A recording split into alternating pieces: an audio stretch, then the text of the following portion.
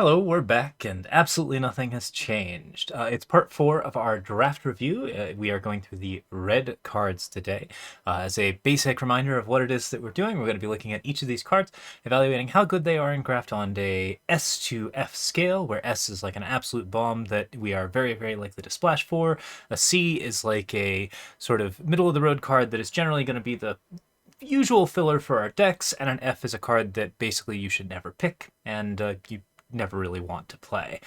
So yeah, we're going to go straight into the red decks, and in traditional red fashion, we'll jump into it right away. We're going to start with Aether Revolt, which is a 4-drop red card, for which is an enchantment with Revolt. As long as a permanent you controlled left the battlefield this turn, if a source you control would deal non-combat damage to an opponent or a permanent an opponent controls, it deals that much damage plus 2 instead. When you get 1 or more energy, Aether Revolt deals that much damage to any target. It's the second ability, and that's probably the more important one, although both of these do have a little bit of interesting things going on. So, what does this card do? First off, it makes it so that all energy actually kills things. If you get an energy, you can deal damage to other things, and if you sacrifice stuff, you can do even more damage. Frequently, this will be like a 2 to 3 damage spike, and then if a creature has died, it's going to be in the 4 to 5 range, which is substantially better. But in general, this means that any card that generates energy can also generate card advantage and tempo advantage by messing things up. And it can also go for face, which is pretty cool. That being said, for a rare, I wouldn't actually say this one is all that good. It has some cool sacrifice synergies. It can be played pretty quickly because you've got the ability to basically, like, not only do you have the ability to ramp, but it's also just a pretty cheap cost. It probably can win the game if it is played pretty early, but it takes 2 different specific synergies to do it. You need to have good energy, and you also need to have a way to trigger the revolt, because if you don't have either, if you have one, then you'll do okay, but overall you're still going to need to be able to like both do non-combat damage and have a creature die, and if you're just doing the non-combat damage, it's still pretty okay on value, but if it's just the creature dying thing, then you don't get any value from it at all. So you have to kind of like weigh those two things against each other. Since it's only non-combat damage, it is somewhat difficult to build around. You have to go specifically for cards that deal direct damage to like creatures. We're talking like Ghostfire Slice and a bunch of other stuff that we're going to be talking about very, very shortly. There are a lot of good red burn cards in the format, but I do think that this is a little bit tricky to run. So I'm actually going to give it a C+, which I'm always happy to give a rare like a C grade, just because it is an indication that, like, you know, some of our draft sensibilities are not always based on like what's rare and what's not. This is a pretty cool card, and it does actually work pretty well in a lot of circumstances, but the fact that you have to put all the pieces together really means that you're not always going to get the value, and sometimes it's just going to be a dead card on board or a dead card in hand, which is important to know. All right, Amped Raptor. 1 in a red for a first strike 2/1 with an upside, plus a little bit of additional upside. So first things first, as a 2-cost 2/1, you get a first strike creature, and you get 2 energy counters when it enters the battlefield, which is sweet for setting up a lot of good blue-red stuff. Blue, red, and white all have very good energy, and they also have a lot of like decently aggressive creatures. Blue's even got like an almost reasonable creature base in this format, but mostly this is going to be like just a good creature for an aggro deck, and you're not going to feel too unhappy about it. It can attack pretty aggressively, and when you cast it from your hand, you exile cards from the top of your library until you exile a non-land card. You may cast that card by paying an amount of energy equal to its mana value rather than paying its mana cost. Okay, so let's talk about some specific synergies with this one. First things first, Tune the Narrative is a 1-cost blue card that will generate 2 energy for you on turn 1. So if you're in like a blue-red deck, you do have some options that are like pretty quick sorceries that you'd be reasonably willing to play before you play Amped Raptor, which means you can potentially play an Amped Raptor, play the card, and then immediately get to your next like 3 or 4 drop, which is pretty cool. It does require a bit of a dice roll. You have to get a card that you can actually play with energy. So if you're playing a very heavy deck that doesn't have the ability to play, that has like too many 5 or 6 drops, or even if it just like has a lot of 3 and 4 drops, you're not always going to hit like the non-land card that you really, really want to play with this particular card, which is still fine because you get a little bit of energy to play with later. Red has a lot of good uses for energy, so it's not completely unreasonable, but if you can actually hit a non-land card, particularly another creature like a small bear, another amped raptor is a really good example of a thing that you'd love to see.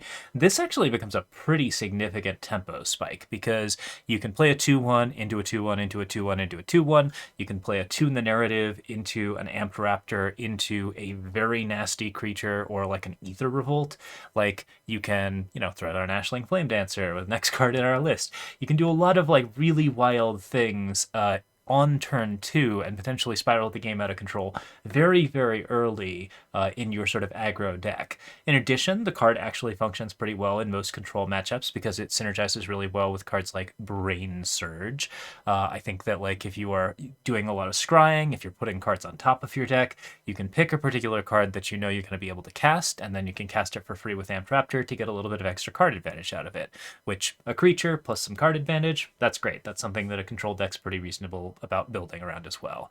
Overall, this card doesn't usually win the game on its own or anything like that. I can't give it like higher than a B+, but I actually think it's very strong and is a really good uncommon to put into your decks that is probably going to pay off in some other way when you start to build around it later. But even if it doesn't, it's not like you're unhappy to pick it. So great option for a B card, and I think it's a high B at that. So yeah, very, very good stuff. One last thing that I will mention is I think the thing I'm most excited about this card, aside from Amped Raptor into Amped Raptor, is Amped Raptor into Volatile Stormdrake on turn 2. Because if you can play this on the play and then jump into like your 3/2 flyer, then like that's a pretty like wild stuff. I think we're just continuing the theme from the blue review that we just did, but nonetheless, I think that's a really interesting and ridiculous aggro spike that you can really get into pretty early. So I'm excited to see that happen, and I hope that we can draft it. I suspect we'll be able to because Volatile Stormdrake, as we suspect that card's not going to go very fast. All right. Ashling Flame Dancer. It's a 4-cost 4/4. Legendary creature elemental shaman. You don't lose unspent red mana as steps and phases end, so you just bank it all. And it has Magecraft whenever you cast or copy an instant or sorcery card. Discard a card, sorcery spell. Discard a card, then draw a card. If it's the second time this ability is resolved this turn, Ashling Flame Dancer deals 2 damage to each opponent and each creature you control. If it's the third time, you add quadruple red. Okay, so 4/4 for 4 is a pretty good rate, especially when the card comes with some decent upsides. You can kind of hang out with this card and wait to cast a lot of cards at once because you are continually accumulating red mana every turn. You just have to tap your red mountains at the end of the turn, and then you get a bunch of red mana and you get to hold on to it until you want to like actually start casting all of your other big stuff. So you can trigger the Magecraft anytime you want. It just requires you to sort of like take a turn off and sort of set up these bigger turns, which is not amazing, especially since your opponent can potentially kill the Ashling Flame Dancer and then you lose all the mana you banked. And if you are trying to like specifically trigger the Magecraft, that's not really a thing that you want to do most of the time. But even so, it cleans up the early to mid game pretty well. It's not really a closer late because like the things that it's doing aren't really doing much to get rid of a board that's getting into the mid range or the late game.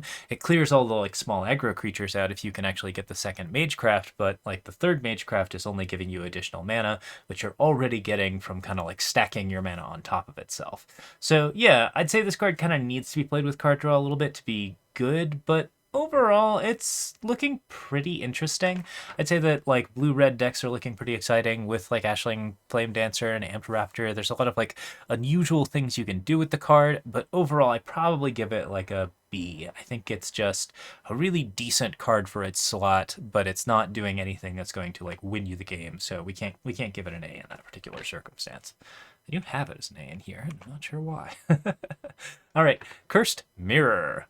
So Cursed Mirror, this is a 2 and a red for an artifact that says tap to add 1 red mana. All right, already not too bad. As it enters the battle, well, I mean, that's not really necessarily a thing you're looking for. All right, as Cursed Mirror enters the battlefield, you may have it become a copy of any creature on the battlefield until end of turn, except it has haste. So, you pay for this card, you get a creature that is going to be the best creature on the board, whatever that is. It's probably your opponent's creature since you're playing on turn, off turn, and you're on your turn 3. So, your opponent's either playing like a 3-drop and you're getting a pretty good 3-drop on top of that, or your opponent just played a 2-drop and you can either copy your 2-drop or theirs, or maybe it's later in the game and you can copy somebody's like Eldrazi and then attack in and get the annihilates and do all of that kind of stuff.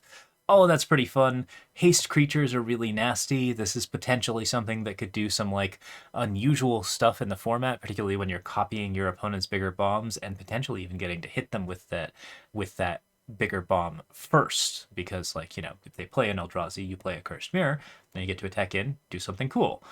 So yeah, that's like a ton of like interesting synergy. After that happens, the card turns into a mana rock. You can tap it for 1 red, get a little bit of ramp. That's an okay effect, but it's certainly not the thing that you're paying for the card for. If you are paying for just the artifact, you're not getting great value out of this. All you're getting is the ability to ramp to a bigger creature, which red ramping to bigger creatures is not a thing you're super worried about. This does, however, work if you're trying to get to those 7-drops, if you're trying to get to some big green creatures. If you are trying, I think in particular, the one that I really like this for is Crabomination. If you are trying to get that excellent emergence, you can play the Cursed Mirror as a creature on turn 3, attack in with the Cursed Mirror, then on the next turn, you tap it for a red mana, then you sacrifice it for an additional 3 off of the Emerge, and you can play the Crabomination for like something like 4 or 5 mana. Not bad at all. Pretty awesome, in fact.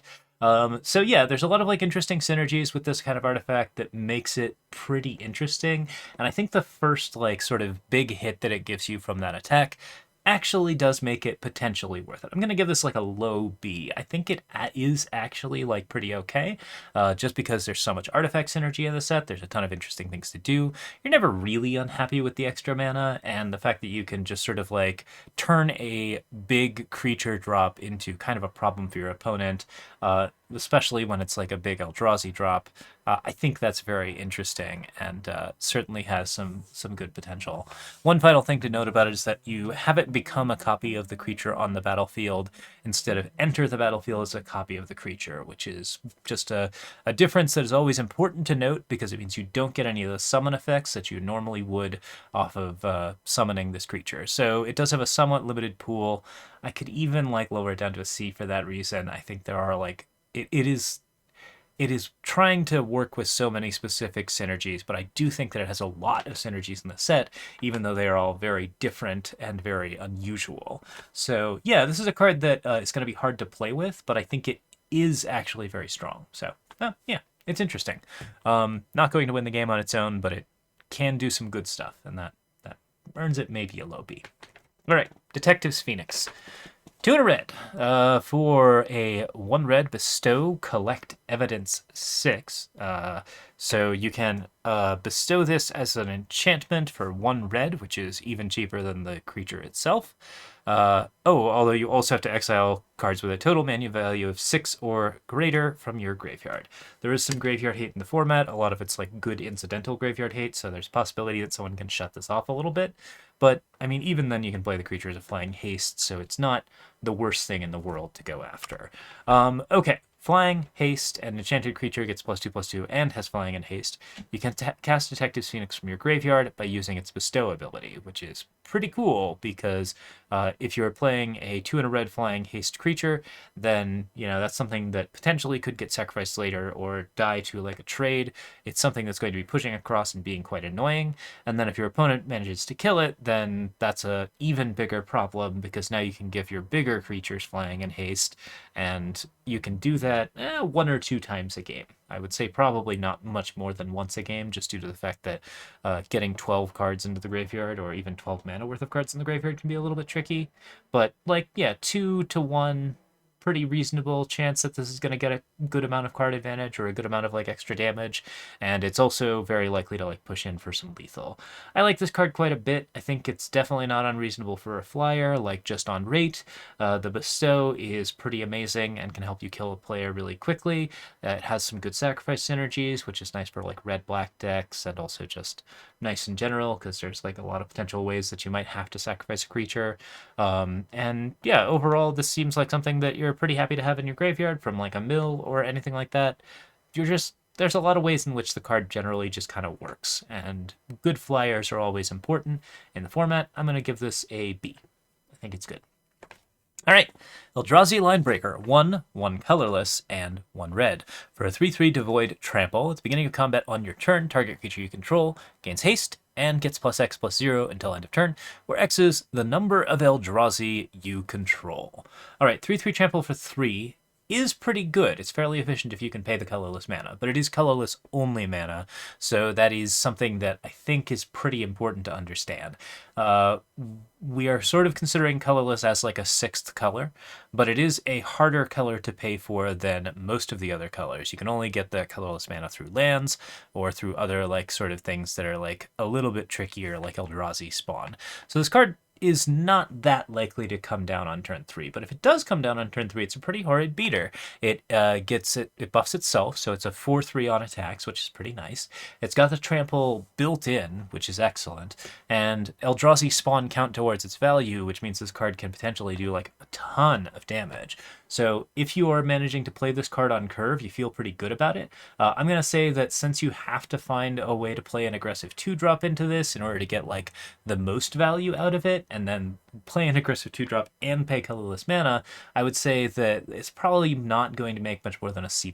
This isn't a card that is amazing, but it's very good, and it is like really good on rate, but the fact that it's so hard to cast makes it like not so great as a just general 3-drop, and like it's not like it's doing a ridiculous amount in the late game. While it is like potentially, you know, if you have like a ton of tokens, you can attack in for like, I don't know, 10 or 15 or something like that, then that's okay, but the card still dies to most removal. It's not like doing anything absolutely amazing on the board, and your opponent can always trade with it because it has 3 health. So yeah, a C+, not too good, but definitely potentially okay.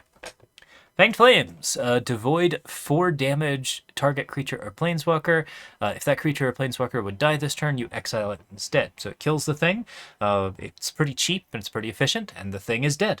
I would say that that's pretty okay. The sorcery speed on this is obviously not ideal because you do generally want to do this as a combat trick if you're trying to do this type of effect. There is another 4 damage devoid spell that will deal this as an instant, and Ghostfire Slash is in fact better.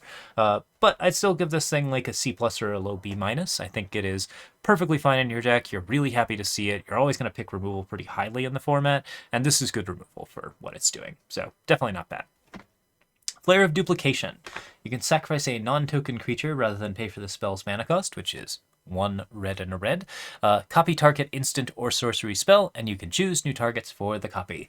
Unlike other flares, this card doesn't really serve as a combat trick except in response to combat tricks, so you can't like do some like interesting blocks, sack the creature, and then get an effect that's going to be pretty good for you, which is like one of the things that makes flares really interesting. But if your opponent is doing something like, I don't know, casting a green +1/+1 counter deal damage to your opponent spell, you can still sack a creature to give the Flare of Duplication to one of your own creatures, kill that creature in response, and kind of come out even on card advantage. Most of the time, though, you're down on card advantage after you cast this. It's not insanely aggressive. I think this card is a C, maybe a C-, just because it's like fairly hard to cast, and the cost is pretty real. It's hard to cast as a 3-drop. It's not easy to sacrifice a non-token red creature for this, especially since you probably want to be in a more aggressive deck when you're doing this type of stuff. If you're playing control, copying the and forking an effect is an okay thing to do. It's not unreasonable, but it is not your favorite thing to do with a card. So yeah, spending an entire card and a creature to do this is pretty bad. Spending 3 mana and an entire card to do this is pretty bad. This card gets like a C, C-. I think C- is a little bit fair. All right, Fledgling Dragon. All right. The first time I saw this card, I think my immediate reaction was, ugh. because I remember this card. I don't remember what format it was originally from, but yeah, it was very, very nasty at the time that it happened. That being said, the format's much stronger than it used to be, and it's modestly hard to activate. The threshold is not easy to create here. So it's 2 red red for a 2/2 flying, which is great. You know, you do want the 2/2 flyer. The rate is not very good, but threshold, as long as 7 or more cards are in your graveyard, it's a +3/+3 and has fire breathing. So 1 red to get +1/+0 until end of turn. Overall, that's a lot of good things in one package. If you have the threshold, a 5/5 dragon with fire breathing is very likely to win the game, and you're playing this card for a little bit cheaper than that at 4, where it is, you know, gonna be like mildly irritating. I would say that like most of the time, this card just gets burned out pretty quickly, but it's not the worst in the world. I'd give it like a C+. I think, maybe a B minus. This is a 4 mana flyer that can win the game, and there aren't that many that you can win the game, cards that you can win the game with that are specifically just at 4. So if you're playing like that kind of aggressive red deck and you're throwing a lot of burn, Fledgling Dragon looks a lot more enticing in that particular respect. You can activate it with some weird mill effects. There are some ways to discard cards. There's a lot of sacrifice. Yeah, there's a lot of potential for this card to be okay, but it's a little close. Yeah. All right. So next up, Frogmere Enforcer. Okay, it's a 7-cost 4/4 with affinity for artifacts, and it has Prototype, where you can cast the card as a 4-mana 2/2, where it still has affinity for artifacts because it keeps all of its abilities. So 7-mana 4/4 is definitely not ideal.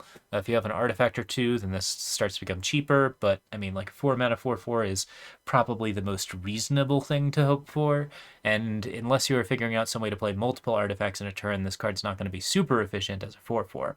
As a 2/2, you can play it for much cheaper, much quicker, but again, you have to be playing a lot of artifacts, and then all you're getting is a body. You're not spending much else on this, and I don't think there's a lot of interesting synergy for the card other than that. I can't remember if Affinity for Artifacts reduces the cost but still allows you to cast the spell to get 7-mana card bonuses. So Frogmere Enforcer might be able to trigger some, like, synergies with like the 7-mana or more triggers. That would make it a little bit better, but I'd still only rate this as like a C minus. The flexibility is fine, but it's mostly here to like just be something to really reward going very, very deep into a particular archetype. And if you didn't get it, you wouldn't feel bad about that because you'd probably already have other things going on that are better with affinity for artifacts. Overall, this card can represent a pretty substantial threat on board very quickly, so for that I'll give it a C, but it's pretty close. Furnace Hellkite. All right. 5/5 flyers win drafts. That's just generally a rule. This is 7 for a 5/5 flyer that has affinity for artifacts, which is a much more lovely option in terms of a 7-cost affinity for artifacts. It has flying, and it has 1 red to give Furnace Hellkite +1/+0 until end of turn, which is the standard fire breathing. So it's very similar to the threshold card that we were just looking at, which I'm going to have to look the name at. Fledgling Dragon. Yes.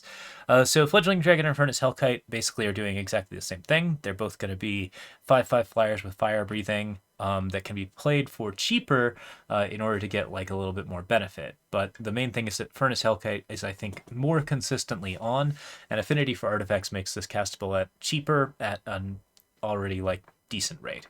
One of the good examples of like a neat synergy here is Cursed Mirror, which is a 3-drop red card that produces a red mana and also reduces the cost of this card by 1, which allows you to cast it on turn 5 potentially. So yeah, there's definitely some good stuff if you can get this card down. If you can get this card down is, I would say, more an inevitability than it is like a question, because 7-drops are actually really accessible in this format. There's a lot of different ways to ramp for them. It's pretty likely that you're going to find something that can allow you to cast this card, and like, yeah, I'd give this card like just generally a B+. I think it's great for what it's doing. It can push to win the game. It is obviously like vulnerable to removal and doesn't have anything that's like making your opponent really scramble, but if it stays on board for more than a turn or two, then your opponent is in a serious amount of trouble, and that is something that we're definitely looking for in our B cards. So good stuff.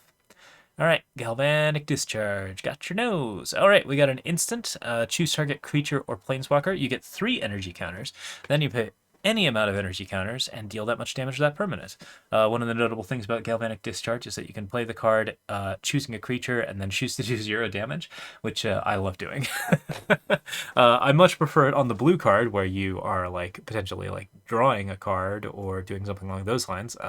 The counterspell Ether Spike, but it's something that is kind of interesting if you want to like say try to ramp up to like a 5-drop off of your Arced Raptor or something like that. Amped Raptor, Amped Raptor. So yeah, this is cheap and quick and pretty good damage. I would say it kind of needs to be an energy dex because you then use the card to deal 4 damage or 5 damage just by potentially get rid of like extra value. But like basically this eats just about anything. You can kill like a 2/1 with it and build up your energy reserve. You can just pay the one, yeah, like paying 1 or 2 and getting a little bit of extra energy on top of that. This is a lightning bolt with upside. What have we become? I would say this is a very strong one. We're definitely going to give it a B. The format has moved a little beyond lightning bolt in some weird ways, but I mean, this is never not going to be good. All right, Ghostfire Slice. 4 damage at instant speed. This spell costs 2 less to cast if an opponent controls a multicolored permanent, and it's devoid, which means it's colorless, which is not usually a factor in anything that we're doing for ratings. There are a couple of things synergized with colorless stuff, but it's rare enough that it's not like a huge thing to be paying attention to most of the time. All right, so yeah, this card is quite strong. It can kill your opponent, which I think is one of the most important aspects of it, is that if you are pushing for a lot of damage, you can always get Ghostfire Slice and deal 4 damage to any target. There are ways to recur it in the format, so oftentimes you'll end up like using this card to kill a creature and then pulling it back with a Pyromancer or some type of like blue effect, and then just like basically like bopping your opponent in the face, which I definitely have done a couple of times already at pre-release events. So yeah, I would say this is like one of the stronger commons in the set. I'm gonna give it an A minus. I have it at like a B right now on my chart, but after playing with it, I think this card is just really, really good. It's fast lethal, it kills most of the things it's supposed to kill, and it is instant speed removal that happens to be relatively cheap most of the time. The 1 red for it is pretty likely, I would say, and even when it's not, you're never really unhappy to pay 3 to deal 4 damage, so feels pretty good. Okay. Glimpse the Impossible. All right, 2 and a red for a sorcery. Exile the top 3 cards of your library. You can play those cards only this turn. At the beginning of the next end step, if any of those cards remained exiled, put them into your graveyard. Create a 0/1 colorless Eldrazi spawn creature token for each card put into your own graveyard this way. These tokens have sacrificed this creature. Add 1 colorless mana. So this is a good example of a card that does a lot of things, but maybe doesn't do any of them well. So it's not amazing card draw or card advantage, because while you can exile the top 3 cards of your library and potentially play multiples of them, you're fairly likely to not actually get more than like 1 card off of this, and you paid 3 mana to play it, so you're losing 1 card in the first place to play like maybe a 4-drop or a 5-drop in the late game. That's not amazing. Ramp. You can kind of use it as a ramp thing, or to create tokens, because you can exile the top 3 cards, and then you get 3 Eldrazi spawn tokens, and those tokens are good at blocking, and you can also use them to ramp into your bigger, like, nasty threats, like your 7-drop dragon. That's decently modular. The fact that you can also, like, cast some cheap cards while doing this means that you get, like, some okay effects off of this, but on rate, this doesn't feel too good. You can create blockers with it, which we've already talked about, and sacrifice tokens. Both of those are fine. I do like create 3 creatures for 3 as sorcery speed, but 0/1s are still pretty light for that. Typically, you'd want to make like some goblins. Yeah, and then like the final thing that it does do is it does put 3 cards into your graveyard if you use it on turn, which does allow you to potentially play with some mill strategies. You can reveal some cards like the black card that casts from your graveyard, or a Deep Analysis, or any sort of big Eldrazi that you want to resurrect. So if you're playing in red-black, this looks a little bit more interesting because you can play the card, potentially get a card off of it, put some cards into your graveyard, get some ramp, and then use the ramp to like play a card out of your graveyard, which, yeah, oh, that's kind of neat. Even so, I think I give this like a DD+. I think like all of the things that it's trying to do are so specific and so kind of difficult to build around that you're never going to take this card as just like a speculation. You really have to have a very specific plan for what it is you're doing with it, and there's just not anything like that's it's always going to be like a little bit awkward on turn 3, which I think kind of makes it in that like DD plus area. Yeah, you can definitely talk yourself into this card because there's a lot of interesting plays to play around with it, but it's asking so much, and it's asking for things that you don't necessarily want to do, like prepare your opponent for a graveyard option. I don't know. I think it's like just mostly not that great. And yeah, just gonna give it a D. All right, D plus rather. Infernal Captor. All right, 3 in a red for a Devil Rogue. Has exploit. When this creature enters the battlefield, you may sacrifice a creature. When it exploits a creature, you gain control of target artifact or creature until end of turn, and you untap that permanent. It gains haste until end of turn, which is, standard for anything that you're stealing.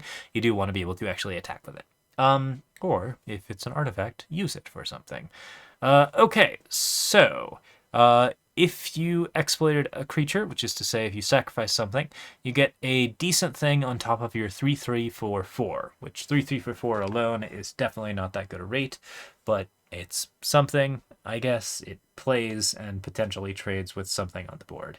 You don't get any card advantage if you sacrifice a creature, unless the creature is a token, in which case you can potentially steal something and then sacrifice it with something else, like Infernal Captor into Infernal Captor, or Infernal Captor into like that 1 in a black that sacks a creature to draw 2 cards. This has pretty mid stats. You can potentially use some interesting emerge shenanigans, or like steal like Eldrazi. You can just like get something and then like play with a way to sacrifice the creature to get extra advantage. This effect isn't typically all that powerful. When it's attached to a body, it's a little bit better, but the body's still like not that great on rate. I'd probably give this like a C-. I think it does fit, and at least you're always getting a body out of it, but overall this isn't a card that's doing like wonderful things. It has some good synergy with an upcoming card, Haragast, which actually, is Haragast actually in the format? I guess it's currently not. All right, I had it written down as in there, but even so. Yeah, so like if you got like an interesting emerge option, there's definitely like some potential, but overall, this is like unlikely to see a lot of play, and probably doesn't get higher than a C- or a D+. Okay. Inventor's Axe. 1 in a red for a flash artifact and equipment. When it enters the battlefield, you get 2 energy counters. Ooh, delicious. When it enters the battlefield, you attach it to target creature you control. To equip it, you have to pay 2 energy. So, notably, pay 1, get 2 energy would be really nice, but you have to pay the energy to attach it to something. So, as an equipment, it's actually really hard to effectively use. You can put this in as a combat trick, but you're spending your energy to give a creature +2/+0, and you're not doing it at instant speed unless it's the time that you're playing the card. So as a trick, unlike an Amped Raptor, it's kind of neat because you can get the energy counters, put it on the Amped Raptor or like any other first strike creature, and then you get like a neat little combat trick that feels pretty okay. But eventually this card just kind of turns off. Unless you're charging it constantly with energy, which ideally you're going to be spending on a lot of other different things, it's mostly just like that one little trick that you're getting. I think the extra flexibility, the artifact synergy for affinity and other stuff like that helps out with this a little bit, but I give this a C-. I just don't think it's doing enough, and I think it's just so awkward in a late game that you never really want to draw it at that point.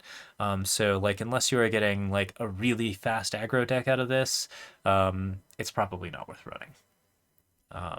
Yeah, good for the artifact stuff though. All right. Lelia, the Blade Reforged. 3 haste for 3, which is to say it's a 2/2, but when it attacks, you exile the top card of your library. You can play that card this turn. And whenever one or more cards are put into exile from your library and/or into your graveyard, you put a +1/+1 counter on Lelia. So you pay 3, get a 2/2, you attack with it immediately, and then it becomes a 3/3 and exiles a card, which you can then potentially play. The card would have to be pretty cheap for this to work on 3, but even so, you get a 3/3 haste for 3, which is a good card that does a lot of things. This card's always pretty good in slot. Like, as far as the curve goes, I think it is just basically something you're pretty happy to slam on turn 3, even though you're not getting the card advantage out of it, and then it will continue to spiral the game out of control if the opponent doesn't have a way to kill it. So that means that it's a 3-drop that's doing some good damage, demanding a trade, and like on the play, this is absolutely insane because your opponent's probably not going to have anything that could block it by that point. So good stuff there. But yeah, like if this card sticks around and you can actually like do some interesting tricks to it or like keep it alive in other ways, or even if your opponent just doesn't like have something good and defensive early on, you can attack with this and then like get free cards, and those cards can be played, and that's excellent. Like the card just continues to give you a card every turn until it dies, and it also continues to get bigger every turn until it dies, which is a really big problem because your opponent is trying to deal with a 3/3 that's a 4/4 on turn 4 and a 5/5 on turn 5 and a 6/6 on turn 6, and all of those are great times and great rate, especially when you're playing like your combat tricks off of the top of your deck. So yeah, I'd give this card an A minus. I think I had it at A plus because I really liked how it works, but I just don't think the control version of it is all that interesting. It's much better when it's played directly on turn 3, and that is a little bit more limited in what it can do. But yeah, card's really strong, and it can win the game for you, and that's important. And it goes in every deck that's red, so yeah, meets our criteria pretty well. Meltdown! X and a red. Destroy each artifact with mana value X or less. It's decently likely to hit something because there are a lot of artifacts in this set. There's a lot of artifact creatures. I wouldn't say there's quite as many as I would like for this card to be good, but there are also worlds where this could be like a one-sided wrath. One of the things I think I have a problem with about this one is that a lot of times when like the colorless matter stuff happens, you tend to get like this kind of confusing situation where you think there's a lot more artifacts in the set than there are, but it's actually just a bunch of Eldrazi tokens or colorless creatures or colorless spells. I think that this is good against like specific colors and good against specific strategies, but not everyone is going to have a bomb artifact you need to get rid of, and it's possible in red you're going to want to play an artifact of your own. So honestly, I think I give this a C minus. I could even see taking it down to a D. It is not ridiculously amazing under most circumstances. It has some real potential for blowouts, which still puts it in the C category for me, and just a little bit, but it's real specific. It's kind of a sideboard card. Meteoric Mace. Ooh. 4 red, equipped creature gets +4/+0 and trample. Does not equip when you play it, which is kind of a thing in red decks nowadays, but not here. Equip for 4. Card has Cascade, so when you play it, you exile cards until you find something that's a little cheaper. You could get a 2-drop, you could get a 5-drop, and then you get to cast it without playing its mana cost. Cascade is traditionally a really strong thing to have, but I would say that Cascade is the only cool thing about this piece of equipment. You have to pay about 10 mana to get the card to actually do anything. You have to pay 6 to put it down, 4 to equip it, and then you have a creature that doesn't have extra health, but has a little bit more damage and also has some good like ability to reach across and kill your opponent. It does kill your opponent eventually. Like if this card continues to remain on board, it will just make all of your creatures have trample and also be very capable of trading with things. But it's so slow. It would probably need to be in like a red-green deck to be really viable. The Cascade is the only thing that's saving this from like a D or an F. I think it's a C minus, and I'm really not comfortable playing this card most of the time, so actually I think I give it a D+. I think this card is just like not good enough under pretty much any circumstance. You don't really want to play 6-drops in red. You definitely don't want to play 6-drops that have no board state advantage, and then like on top of that, it's just like the Cascade could be anything. You could just get like a 2/2. and that would be kind of mid. At least it's something to equip the Meteoric Mace to. Mogmob, 3 red, all red mana, so that makes it pretty hard to play, as a note. Sacrifice it, it deals 3 damage divided as you choose among 1, 2, or 3 targets. So normally a 3/3 for 3 is a really efficient stat line. You're generally pretty happy to play them. They're very similar to like a 2/2 for 2 on turn 2. Like, this is not bad on efficiency, except the really, really steep influence cost means you're probably in mono red, which is just not really all that great. You don't want to be in a single color in this format unless that color is black, would be sort of my current feel. Yeah, so if you can play this on like turn 4 or 5, then you can get an Arc Lightning out of it, which is kind of nice, and it's a body, so it can potentially block or do some trading. But overall, I think a lot of things in this format also have 4 health, and you have a lot of better ways to like do stuff that actually kills things. You can use it to pick up tokens and clean up like smaller things like a several 2/1s. There are ways that it can get value, but it's so hard to cast. I'm gonna give this a C minus. Again, I think it maybe should be lower, but it's not a great card for you under most circumstances. But I mean, you can't really argue with all of the things that it's doing for you once you actually do play it. I think it is almost always going to get a 1-for-1 trade. So yeah, that does put it in the C minus territory. All right, Molten Gatekeeper. So 3 cost for a 2/3. Whenever another creature enters the battlefield under your control, Molten Gatekeeper deals 1 damage to each opponent. This is like a straight C for me. It has Unearth, so you can bring it back and use it 1 more time. It'll get haste for that turn, and then it will exile itself. So yeah, Unearth is pretty minimal, but it does allow you to potentially like get that final point of damage that your opponent isn't really expecting. It gives the card just a little bit of extra reach. This is a 2/3, so it will basically hold the board state in the place that you want to hold it, and then every creature after it is going to be some small amount of advantage that it's generating afterwards. Overall, this card is not doing anything particularly spectacular, but I would say it's just rock solid overall. The Unearth is the thing that kind of saves the 2/3 stat line from being pretty bad, and the additional 1 damage to each opponent is the thing that saves this card from being just utterly unremarkable. So overall, yeah, this is something that provides an interesting tool, plays around with those Eldrazi spawn tokens in really great ways, and you're not too unhappy to play this on 3, so I give it a C. Party Thrasher. All right.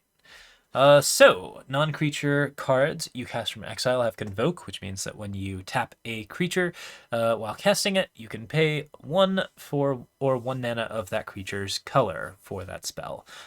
So all of your creatures can make cards cheaper. At the beginning of your pre-combat main phase, you can discard a card. If you do, you exile the top 2 cards of your library, and then you choose one of them. You can play that card this turn. Okay, this is interesting. It has like a little synergy with like cards that allow you to put stuff on top of your deck, or that cards that care about playing cards from exile, which is there are a few of those. It's technically not card advantage because you're always discarding a card, but it gives you really good selection, which good selection can often be a substitute for card advantage in limited, because later in the game in particular, but also even early in the game, you may have a lot of cards in your hand that are unplayable. Most of the time those are lands that you want to discard in order to look for more cards and find better ways to do it. Playing your best creatures every turn is usually reasonably strong, and it's not like this card is giving you card disadvantage, because it is a very solid creature stat line, a 1/4, and it's pretty likely to stick on the board and actually do the thing it's supposed to do. So yeah, it's fairly huge late in the game because it discards lands and allows you to like get that extra like value that way. Early in the game, this is like not doing anything for your aggressive strategy, but it is giving you at least a little bit of power to play some interesting cards and do some interesting things. It will whittle your hand down over time, because occasionally you're just going to get an uncastable selection and you won't be able to do anything with it, which is a problem. Losing card advantage is not a thing that you really want to see on a 2-drop.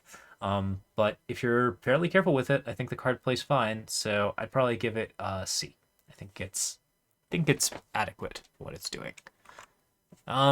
Maybe we'll bump that up to a C+. I think it is a good effect, and it's not really hard to synergize with. It's just like the drawbacks don't quite put it in B territory. Phyrexian Ironworks. It is a golem generator, a 3-cost artifact. Whenever you attack, you get an energy. You can pay 3 energy to create a 3/3 Kalos Phyrexian Golem artifact creature token. You activate this only as a sorcery. It's pretty low rate on energy because you only get 1 energy for attacking, even if you're attacking with multiple creatures. But it does have the ability to make 2 artifacts on turn 3. So you can just play this card down, immediately pay 3 energy from another card that gave you some energy. Most likely, say if you got an Amped Raptor, you didn't hit your board, you can then play Phyrexian Ironworks, attack with the Amped Raptor, have 3 to play a golem creature. That gives you a good way to get some affinity going, which is kind of nice. It also means that if you have anything that is generating consistent energy, you can create an unusual board stall situation where you're creating a golem probably every other turn. I did actually see this card used in the pre-release with the blue 5/6 artifact that generated 2 energy, and it was a pretty good deal. They were able to generate consistent creatures and really kind of value out the board in a great way. It was a good stall situation. It was very slow. I would give this card a C overall. I think it's always going to be a little bit useful, but it needs to be very specially built around to provide much value, and the value that it is providing is not necessarily the game-winning value that you need. It can get into like that better territory because it is a consistent way to generate golems, but it's just a lot to work with. You do have to kind of like find some ways to play with it. So if you pick this, you probably have a particular plan that you think is going to work with Ironworks. That's a deep energy plan of some kind. One of the better ways to spend energy, though. Definitely don't mind getting a dude. All right, Pinnacle Monk is a land, so we're going to cover it later, but I would say that this is probably going to end up in the B to A territory. It's quite good. Power balance. Okay, so 2 red for an enchantment. Whenever an opponent casts a spell, you may reveal the top card of your library. If you do, you may cast that card without paying its mana cost if the 2 spells have the same mana value. I don't think this card is great. It's card advantage, but it's fully random. So you're basically just like playing this card down on 2, and then every single time your opponent casts a spell, you just go to Vegas. You're like, yeah, maybe I'll hit the same 4-drop that you're hitting. Maybe you're playing a bunch of 2-drops, and I have a bunch of 2-drops too.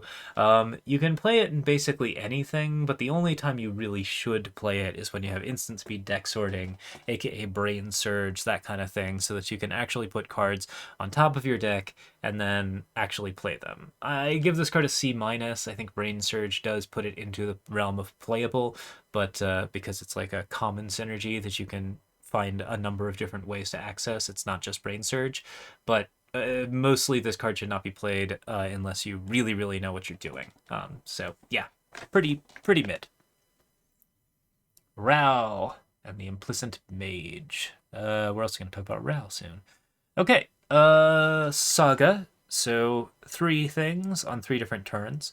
So pay 5. Turn 1, Ral and the Implicit Maze deals 2 damage to each creature and planeswalker your opponent control. Sweeper effect, mid-level, not particularly strong at 5. Can do okay against some aggro stuff if the aggro stuff is going a little bit too slowly, and turn the game around there. Number 2, you may discard a card. If you do, exile the top 2 cards of your library. You may play them until the end of your next turn. This is also pretty mid-level. You're going to discard a card to potentially get a card of advantage by playing 2 different cards off the top of your library. One of them will probably be a land, which you kind of actually hope that one of them will be a land, because if they're 2 6-drops, then you don't get any advantage out of this at all.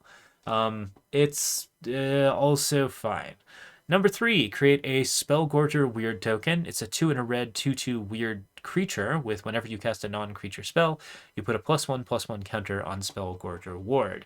So that's a little bit nice because the 3rd one is played after you've paid the 5, so you get to play a spell immediately after to make the card a 3/3.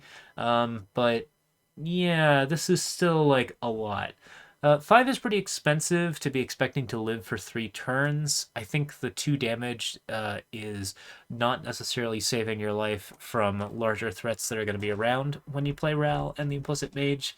And then the rest of the things this card is doing are not necessarily saving you either. So there's a good chance that when you play this card, you're going to start going down in health total to the point where you are going to be vulnerable in some pretty serious ways.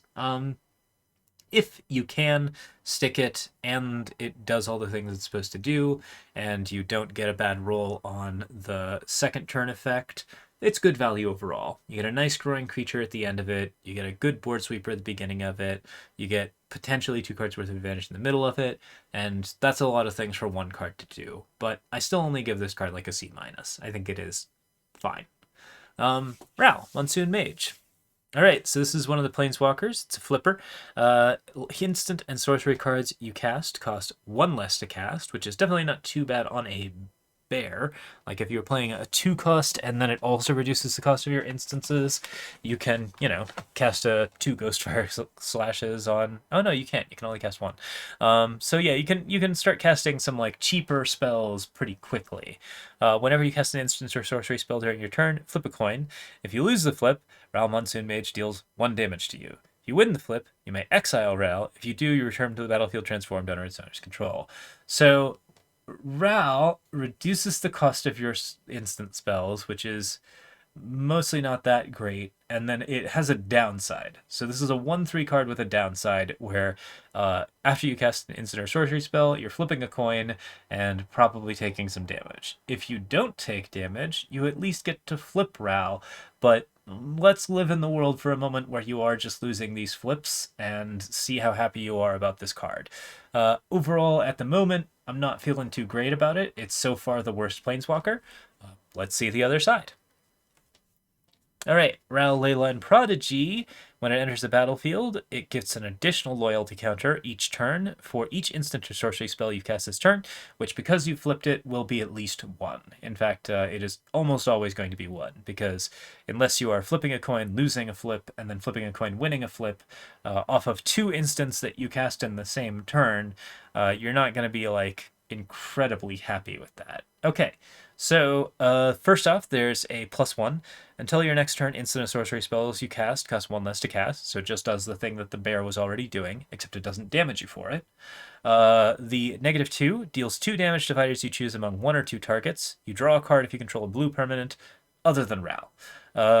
Alright, so that's a little bit more interesting. It's fine because if you have blue, because you do get a card out of it, and you might even be able to kill something, and you will get at least 1 of these off of the Ral because it's not going to have 2 loyalty counters when he flips. That's just not going to happen.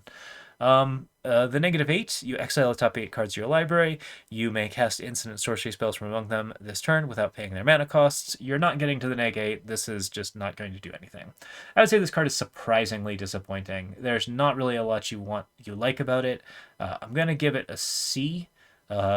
Maybe a C minus. Like, it's still an okay creature to be playing on 2 because it can potentially turn into like some. No, yeah, it's definitely like a C just because of that -2 that you eventually get to. But like, yeah, taking a bunch of damage from your 1/3 that you played on turn 2 in order to get to a point where you can draw a card and deal 2 damage to a thing is not that great. I mean, maybe it starts doing some things like killing Eldrazi spawn that you need to get rid of or something along those lines. But overall, like, this is a lot of hoops to jump through, a lot of coins to flip, a lot of randomness and chaos and building around in order to make something happen that is just not that good. So, yeah, pretty bad card, C minus. Reckless Pyrosurfer. All right. 1 red for a 2/2 with haste. Landfall. When a land enters the battlefield under your control, it gains battle cry until end of turn. So you probably play this on 3 as like a 3/2 unless you are really trying to get aggressive.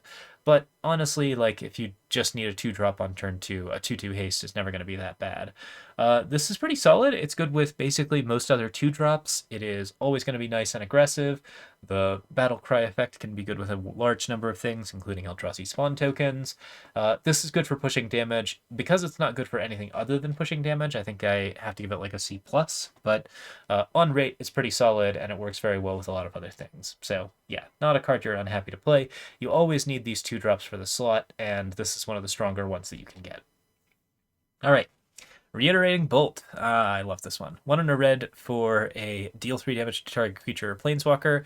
You can pay 3 energy to replicate it, and you copy it each time you paid its replicate cost. Which is nice because the replicates, I believe, can they have to be countered separately. You can't just counter the reiterating bolt. You get to pay the replicate and then have 2 reiterating bolts, and your opponent has to counter both of them with 2 different cards. Just like nice things about Storm and replicate that are always interesting. I could be wrong about that. I'll have to double check the text. But even so, deals 3 damage to target creature or planeswalker. Right away, this card is probably removing like 1 to 2 things, potentially as many as 3, but getting up to 3 energy is the thing that you're probably going to be trying for. I think this is a great thing to be spending energy on overall, and there are a lot of energy cards that will generate enough energy to actually get a reiterating bolt going, while still being able to use like 1 for themselves. Like most of the time, you're going to see like a 2-drop generate 2 energy, and then use 1 energy, and if you play 2/2 drops that do that, and you use 1 energy for something, you'll still get 2 reiterating bolts out of this, and that's, yeah, not too terrible. Even if you aren't getting the multiple reiterating bolt, it is still a sorcery that kills a creature, so you're never going to feel too bad about playing it. I'd give this like a B-. I think it is just pretty good at everything it's supposed to be doing. You're always going to be wanting to pick it. There are going to be times where it's a little disappointing compared to like the 4 damage spells, but there's also going to be times where it completely like wipes out your opponent at the cost of all of your energy. And that's not the most unreasonable thing to be doing. Sarpadian Simulacrum. It's a 1/1 haste for 1. You can pay 4 to sack it and deal 4 damage to target creature. So it is a 1/1 haste or a 5-cost deal 4 to a creature. Kills a creature later, pressures right now. It's aggressive, but you won't always want it in your deck. I think in general, removing a creature is good enough that you're going to be reasonably happy picking this, so I'd give it like a C+, and it also works with affinity cards because it is a 1-cost red card. So if you're trying to go for an aggressive affinity deck, then you can play this as an artifact turn 1, play something that gives you like 2 artifacts turn 2, go nuts on turn 3. So yeah, there's some interesting potential there. It also cares about like other stuff that cares about artifacts, but I don't think that any particular part of this card is meritorious enough to give it a B. It's just a little too low on rate for dealing the damage, and all of the flexibility is not leading to anything particularly special. It's just a wonderful curve filler. All right, Siege Smash. 1 or red, split second. You get to choose one of 2 things: destroy target artifact, or get +3/+2, and gain trample until end of turn. Okay, so creature gets +2/+2 and gains trample at end of turn. Your opponent can't respond to it in any way. That's lovely.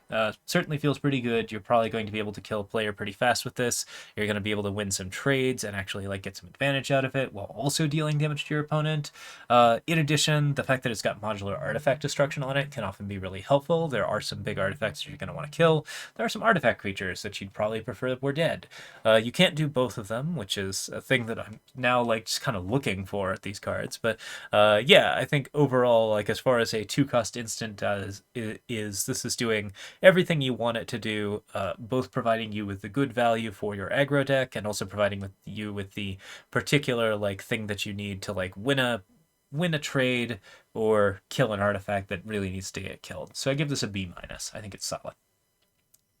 Skittering Precursor. 3-cost for a 3/3 menace. Pretty okay rate. Whenever you sacrifice a non-token permanent, you create a 0/1 colorless Eldrazi spawn creature token with sacrifice this creature at a colorless. 3/3 is so common that I'm starting to get a little bit more down on these cards, but that's not going to affect my rating of them in general. I think you usually want to play 3/3s on 3, and this is like a very solid, interesting option with a good upside to it.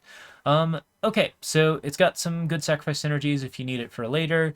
You can get some like extra benefits for like other types of stuff going on. It is always a solid filler card. It's not doing anything particularly amazing. I give this a C. I think it's maybe a C+, but yeah, overall pretty okay. Skoa, Ember Mage. 4 red for a 4/4. When it enters the battlefield, deals 4 damage to any target. You can discard any other Skoa Ember Mages to sacrifice 2 mountains and deal 4 damage to any target again. Overall, this card's pretty okay. There's something very funny about getting as many of them as you can, because you can, like, I don't know, play this card on 6, discard 2 Skoas and then burn your opponent's face for 12, which not likely to happen, not like the best case scenario, but even when it's not doing anything particularly amazing, it's decent value. You're getting a 4/4, you're killing something on your opponent's board most likely. If you can't kill something on your opponent's board, you can still burn face, so it's fine, and like overall, like, it's definitely not doing anything bad. If you don't want to sacrifice the mountains, you can always just play another Skoa Ember Mage the next turn. That'll also deal 4 damage to something, so that'll work too. You just have to sacrifice the one that you already have. So all it is doing is sort of supercharging the speed at which you can do this. I had this at a C+. I'm going to give it a B- after seeing it in action. I think this card is a really solid common that will do quite a bit of work in the format, and 6 mana is not too high a price to pay for it. So, yeah. Smelted Charge Bug. 1 in a red for a 1/3 menace. When it enters the battlefield, you get 2 energy. When it attacks, you can pay an energy to give another attacking creature +1/+0 and menace until end of turn. Yeah, I don't like this card very much. I had it at a B- before I played with it in the pre-release. I think I'm probably going to put it more at like a C- now.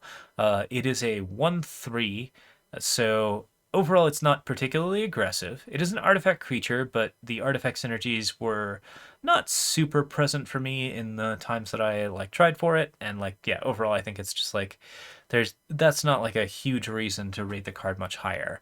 It attacks for fairly poor amounts of value, and the main thing about it is that the energy value on it is something that you can pay for to get some like give a 7/7 menace and make a big problem, but like it's a very awkward early because you're attacking to get it to a 2/3, which not really what you want to be doing.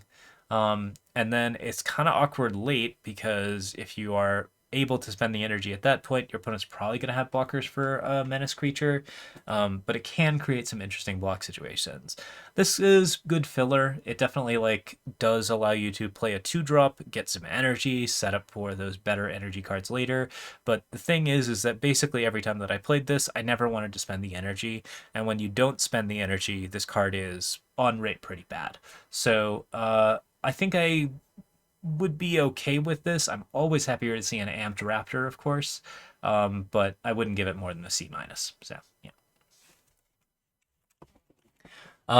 What's next? We got Spawn Gang Commander. 5 cost for a 2/2. When you cast this spell, you create 3/0/1 colorless Eldrazi spawn creature tokens with sacrifice this creature to add a colorless.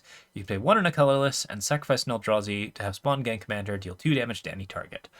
So Siege Gang Commander, except instead of goblins, it's producing Eldrazi. Kind of a cute joke, but I think overall the card's not doing everything you want it to do.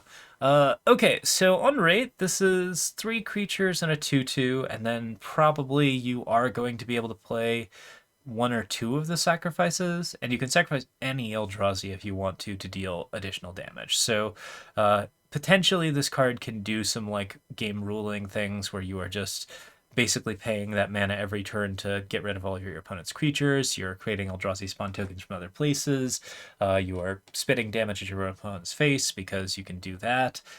So yeah, there's definitely like a deck around this that might put it into like B territory just because it's producing so many things and also doing such a actively good thing with your mana every turn.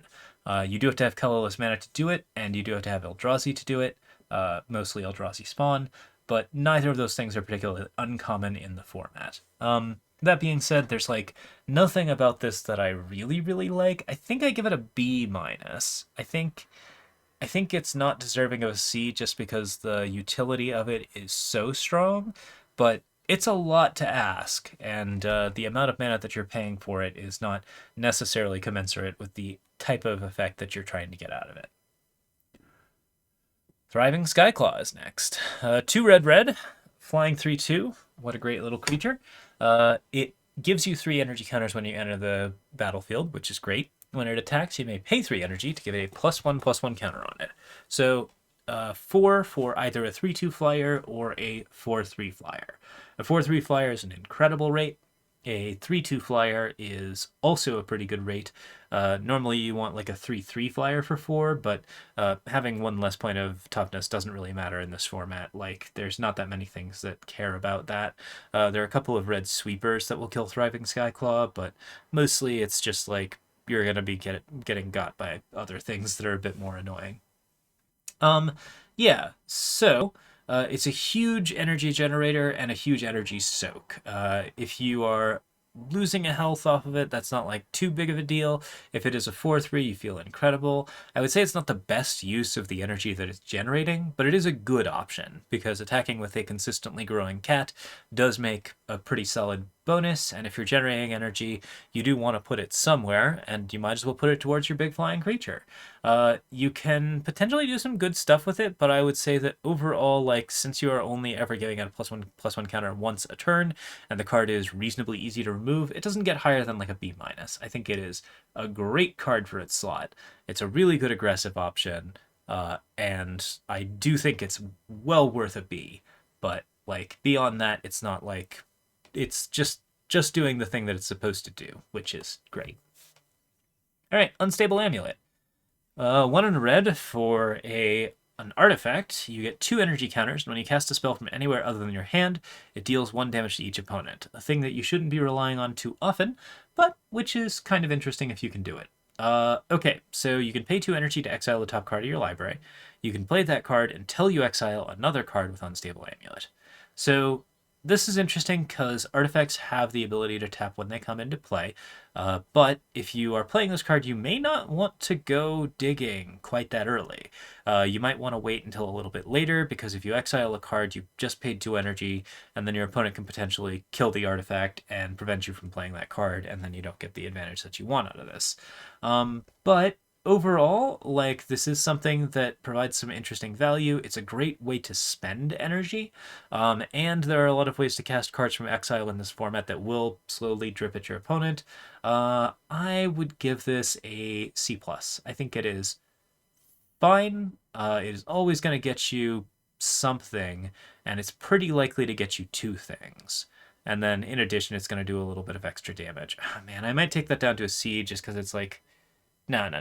This is a reasonable thing to be doing on turn 2 if you don't have a 2-drop, and it also gives you just like a lot of extra potential to get through your deck a little bit faster, do some extra damage to your opponent while doing it, and have an artifact for affinity and other stuff like that. So yeah, this is reasonable. It's definitely not like the best of the cards that you can play at this particular value, but as an artifact, it's pretty interesting, and you wouldn't be too unhappy to play it.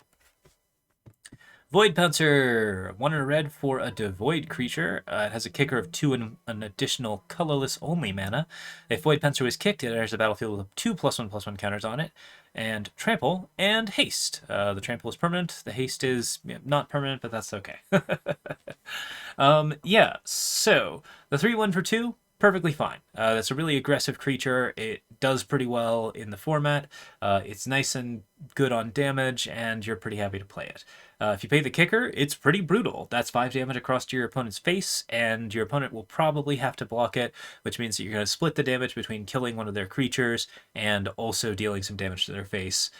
Exactly the kind of things that red wants to be into. You need colorless, but it's at a cost high enough that you're not that worried about fixing for colorless. So I would say, since this card is just amazing on rate in both circumstances, I'm going to give it a B minus. B, actually, just a B. I think it's just a solid card. Wheel of Potential. Good one to end out on. I believe this is our last. Yep. Okay, look at the different arts for it. Lovely. Okay, 2 in a red, you get 3 energy, and then you may pay X energy. Each player may exile their hand and then draw X cards. If X is 7 or more, you may play cards you own, exiled this way, until the end of your next turn.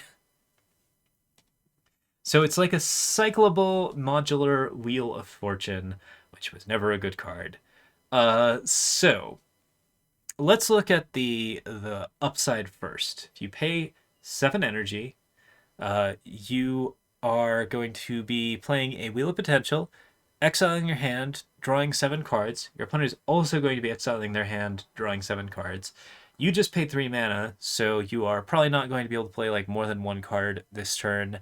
If it's late in the game, and if you have managed to generate a ton of energy, it might be like kind of early in the game. Um, your opponent now has 7 cards, and it's going to be their turn, and they're going to be able to use those cards before you can use your cards.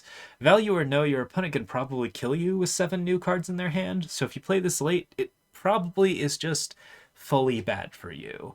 Um, and early in the game, like it's kind of okay if you can actually get 7 energy. Like you can do some things where you can like cycle out most of the deck and then like draw pretty early, but I just don't think this is going to be too amazing.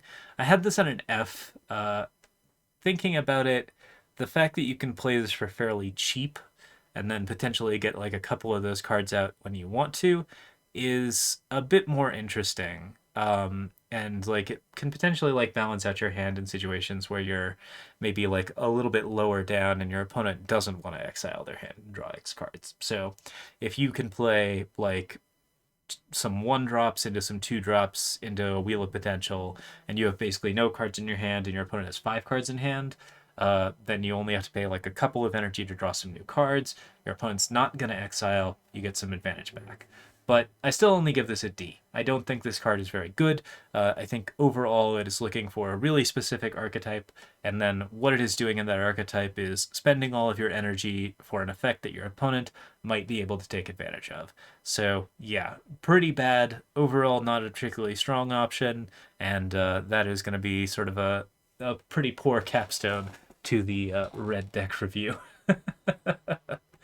All right.